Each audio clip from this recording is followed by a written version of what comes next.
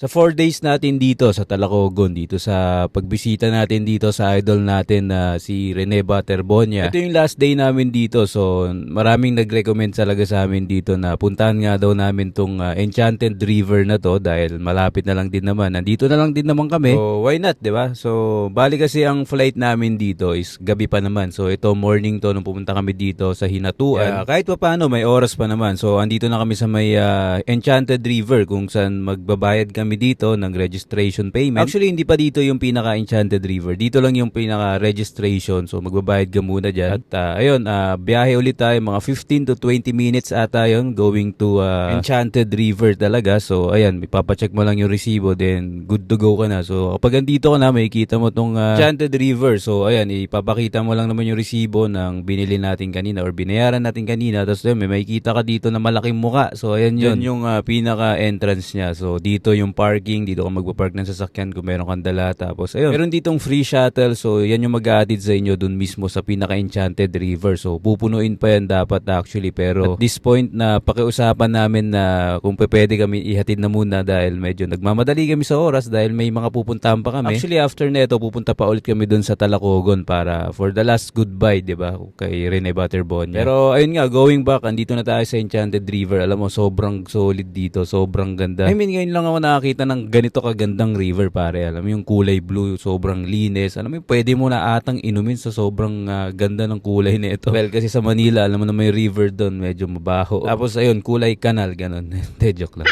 Pero ayun na nga, shout out dito sa tour guide namin na napakalupit dahil tour guide na videographer pa namin yan. So ayan, nakita nyo naman, di ba? Human drone pa yan, kaya sobrang solid talaga, di ba? So, pero actually, nakilala lang namin yan dito. Nalaman kasi niya na may lakad pa kami at ayun, may hinahabol pa kaming flight. So kaya nagmamadali kami kako. Kaya ayun, siya na yung nag-assist talaga sa amin dito all throughout the journey namin dito sa Enchanted River hanggang dun sa Sibadan Fish Cage. Alam mo, actually, ang sarap maligo dito dito sa part na to. Pero bawal daw dyan kasi nga siguro para mas ma-preserve at ma-maintain syempre yung ganda nito. Well, tama naman, syempre para mas maganda nga naman at ma-preserve talaga yung ganda nito. Pero meron ditong part dito pwedeng-pwede ka naman maligo. So ayan yun, napakahaba niyan actually hanggang dun yan sa dulo. Pero at this point, hindi naman kami maliligo dito dahil nagmamadali nga kami at may hinahabol pa kaming flight. Tapos ayun nga, pupunta pa kami ng Talacogon. Kaya kumbaga yung trip namin dito is mabilisan lang talaga. So ayun, papunta na kami dito sa ano naman, sa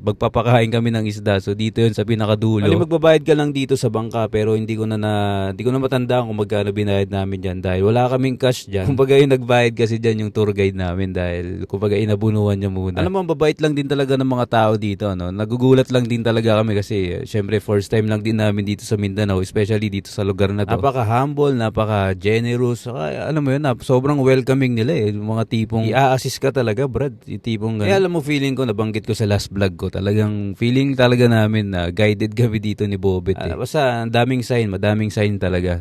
Pumunta kami dito na walang kakilala, as in walang connection. Pero lahat ng galaw namin dito, promise pare, sobrang smooth lang. Tapos dito, alam mo, sobrang swerte din namin kasi nga, solong-solo namin tong fish cage na to. Alam mo yung feeling na kayo lang yung tao dito tapos naka-reserve talaga to sa inyo. Ganon yung feeling eh.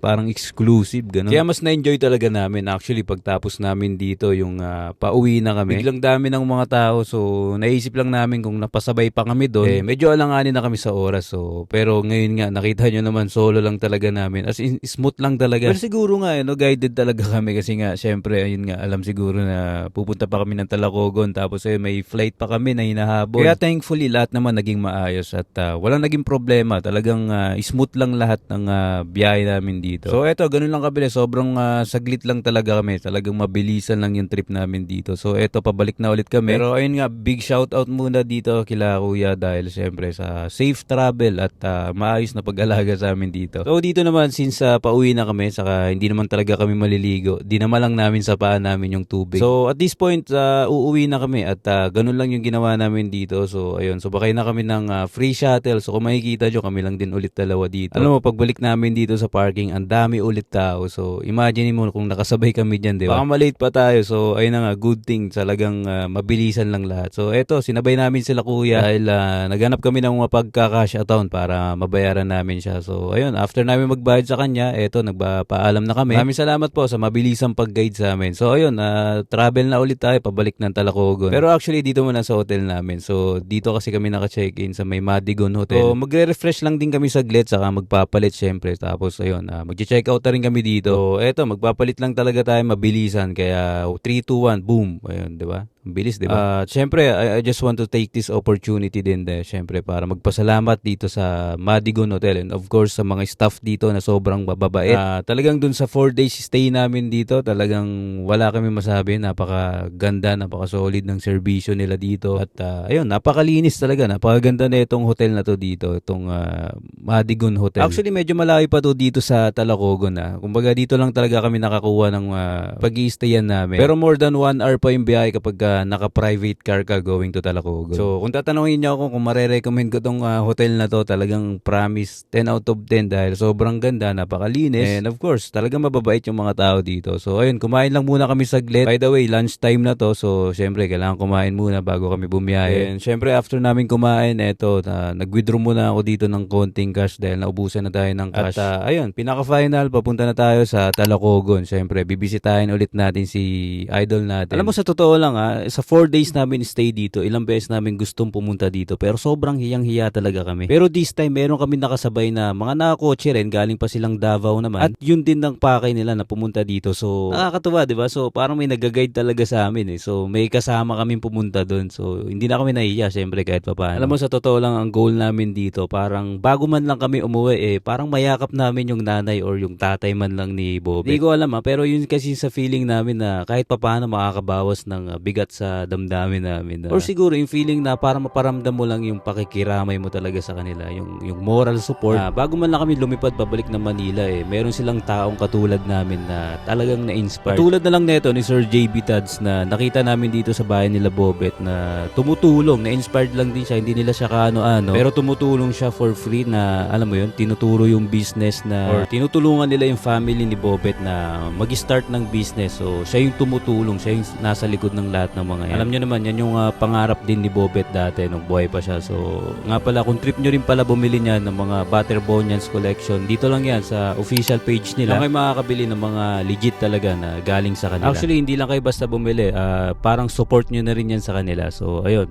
Thank you pala dito kay tatay na nag-assist din sa amin. Pero at this point, papunta na kami dito sa Labnig or dun sa pinakalibingan ni idol natin, si Bobet. Bago kami dumiretso ng airport. So, eto, papalapit pa lang kami pero medyo nalulungkot na naman kami dito. Para bang kanina lang nag-e-enjoy kami sa Enchanted Cave. Pero dito nga, ito talaga yung katotohanan. Alam mo yung taong sobrang laki ng pangarap na napakamapagmahal sa magulang, sa pamilya, tapos punong-puno ng pangarap talaga, saka napakalaki ng potential. Tapos ito lang ang magiging huli or yung kahahantungan. Sobrang saklap talaga pare, sobrang nakakaiyak talaga. Pero alam mo, ganun pa man yung nangyari, medyo hindi man maganda yung nangyari sa kanya. Pero para sa akin, iniwala na lang ako na lahat may dahilan So, alam mo, isa sa dahilan doon yung naging malaking parte siya or naging malaking epekto or inspiration sa bawat Pilipino. Alam mo, even sa last vlog ko, nabanggit ko doon na naniniwala ako na feeling ko talaga anghel to na pinadala lang dito sa lupa na ganun lang yung magiging mission niya sa buhay. Na magiging inspirasyon or should I say, malaking inspirasyon sa bawat Pilipino. Actually, hindi lang sa Pilipinas, alam ko sa ibang bansa talaga naging malaking epekto to. And I'm sure, alam niya yan. Kahit ako, hindi ko to kaano-ano. I never know him kahit na nabubuhay pa siya. As in, ngayon lang talaga nung nakilala ko siya, nung namatay siya. Tapos yung mga stories niya, yung mga life stories, ang dami kong realization sa lahat ng naging buhay. At alam ko kayo din. So, para sa akin, hindi na sayang yung buhay niya. Nawala man siya na maaga, pero alam ko, marami sa atin yung namulat sa mga bagay-bagay. Naging malaking inspirasyon talaga siya. So, maraming salamat Bobet sa lahat-lahat, sa lahat ng realization, sa lahat ng life's lessons na tinuro mo sa amin. You may be gone too soon, but your legacy will live forever, pare. Patuloy natin siyang ipagdasal, lalo na yung family niya, yung mga naiwan niyang family dito, at syempre, yung justice sana makuha na. Alam mo, hindi pa dito natatapos lahat dahil yung legacy niya will continue to live on sa mga taong na-inspire niya sa kwento niya. Hanggang sa muli, Bobet. Thank you, Bet. Uwi na kami. Hanggang sa muli.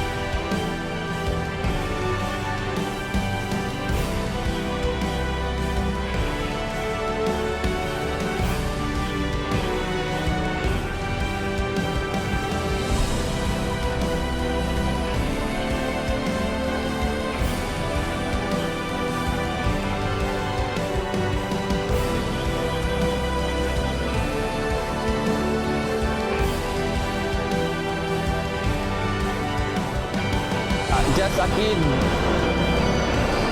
with a big dream.